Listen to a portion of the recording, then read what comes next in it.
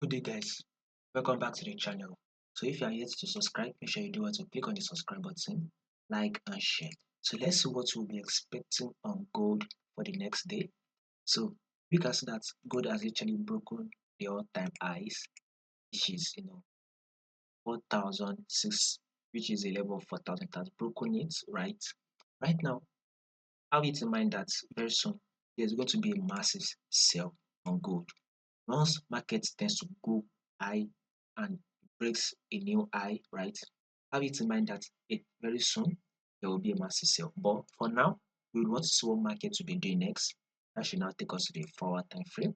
So we can clearly see something to be like the support level. So hopefully we expect market to continue the bullish move to the upside.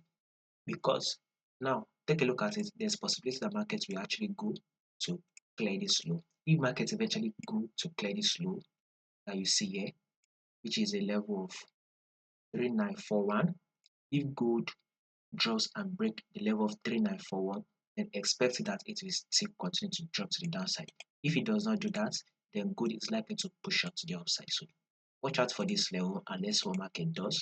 If it breaks below the level of 3941, then expect it that market will continue to drop downwards. So let's see what market does. And also subscribe if you not do that.